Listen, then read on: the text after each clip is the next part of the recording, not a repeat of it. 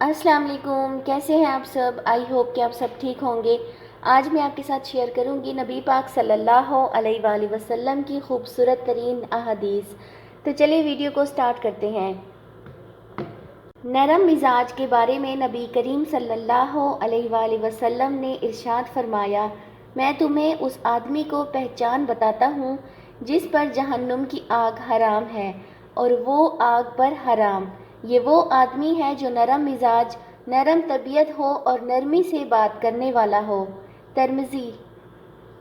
رسول صلی اللہ علیہ وآلہ وسلم نے ارشاد فرمایا، سب سے زیادہ ناپسند اللہ تعالیٰ کو وہ شخص ہے جو سب سے زیادہ جھگڑالو ہو۔ بخاری شریف۔ نبی کریم صلی اللہ علیہ وآلہ وسلم نے ارشاد فرمایا کہ ایک شخص کا انتقال ہوا، قبر میں اس سے سوال ہوا، تمہارے پاس کوئی نیکی ہے؟ اس نے کہا کہ میں لوگوں سے خرید و فروخت کرتا تھا اور جب کسی پر میرا قرض ہوتا تو میں مالداروں کو مہلت دیا کرتا تھا اور تنگ دستوں کے قرض کو معاف کر دیا کرتا تھا، اس پر اس کی بخشش ہو گئی۔ صحیح بخاری۔ رسول صلی اللہ علیہ وآلہ وسلم نے ارشاد فرمایا، اللہ تعالیٰ فرماتے ہیں میرے ذکر کے لیے وقت نکالو، میں تمہارے کام میں برکت عطا کروں گا، ورنہ دنیاوی کاموں کی کثرت تم پر اس قدر مسلط کر دوں گا کہ تمہیں فرصت ہی نہ ہوگی اور سکون سے محروم رہو گے۔ صحیح بخاری۔ ارشاد نبوی صلی اللہ علیہ وآلہ وسلم ہے، اللہ تعالیٰ کے لیے بعض لوگ ایسے ہیں جیسے کسی کے گھر کے خاص لوگ ہوتے ہیں۔ صحابہ رضی اللہ عنہ نے عرض کیا، وہ کون لوگ ہیں؟ ارشاد فرمایا، قرآن شریف والے، کہ وہ اللہ والے اور اس کے خاص لوگ ہیں۔ نبی کریم صلی اللہ علیہ وآلہ وسلم نے فرمایا، تم اللہ کی طرف رجوع کرنے کے لیے قرآن سے بڑھ کر کوئی اور ذریعہ نہیں پا سکتے۔ ترمذی شریف۔ رسول صلی اللہ علیہ وآلہ وسلم نے ارشاد فرمایا، تم میں سے ہر ایک کی دعا قبول ہوتی ہے بشرطے کہ وہ عجلت کا مظاہرہ نہ کرے۔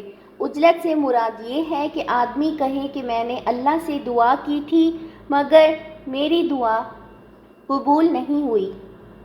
صحیح مسلم۔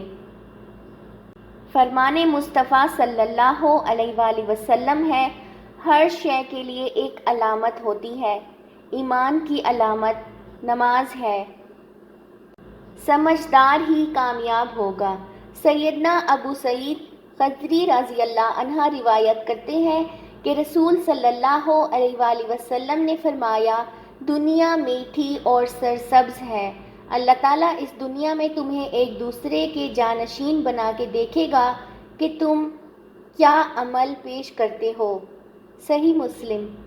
رسول صلی اللہ علیہ وآلہ وسلم نے ارشاد فرمایا، اذان اور اقامت کے درمیان دعائیں رد نہیں ہوتی، لہٰذا دعا مانگا کرو۔ بخاری شریف۔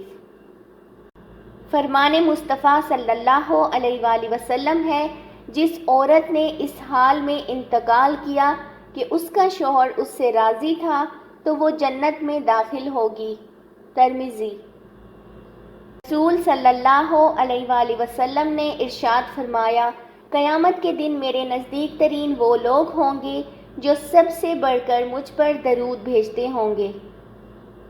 نبی کریم صلی اللہ علیہ وآلہ وسلم نے ارشاد فرمایا، تم اللہ تعالیٰ سے ایسی حالت میں دعا کیا کرو کہ تم قبولیت کا یقین رکھا کرو اور یہ جان رکھو کہ اللہ تعالیٰ غفلت سے بھرے دل سے دعا قبول نہیں کرتا۔ ترمذی شریف۔ حضرت ابو ہریرہ رضی اللہ عنہ کہتے ہیں کہ رسول کریم صلی اللہ علیہ وآلہ وسلم نے فرمایا، ایک شخص دو دھاری دار کپڑوں میں ملبوس اطراحت اور عقر کے ساتھ چل رہا تھا، نیز وہ ان کپڑوں کو اتنا نفیس اور برتر سمجھ رہا تھا کہ اس کے نفس نے اس کو غرور و تکبر، خود بینی میں مبتلا کر دیا تھا۔ اس کا انجام یہ ہوا کہ زمین نے اس شخص کو نگل لیا، چنانچہ وہ قیامت کے دن تک زمین میں دھنستا چلا جائے گا۔ بخاری مسلم۔ حضور اکرم صلی اللہ علیہ وآلہ وسلم گھر تشریف لائے تو روٹی کا ٹکڑا گرا ہوا دیکھا۔ آپ نے اسے اٹھا کر صاف کیا اور کھا لیا اور فرمایا، اے عائشہ، عزت دار چیز کی عزت کرو۔ جب اللہ کسی قوم کا رزق چھین لیتا ہے تو واپس نہیں کرتا۔ رسول صلی اللہ علیہ وآلہ وسلم نے ارشاد فرمایا، عورتوں سے محض ان کے حسن کی وجہ سے شادی کی خواہش نہ کرو، کیونکہ حسن عموماً ہلاکت میں ڈال دیتا ہے۔ اللہ ہم سب کو دین و آخرت میں کامیابی نصیب کرے اور ہمارا خاتمہ بالایمان ہو۔ آئی ہوپ آپ کو آج کی میری یہ ویڈیو اچھی لگی ہوگی، تو چینل کو سبسکرائب کرنا بالکل بھی مت بھولیں۔ ملتے ہیں نیکسٹ ویڈیو میں۔ ٹل دین، اللہ حافظ۔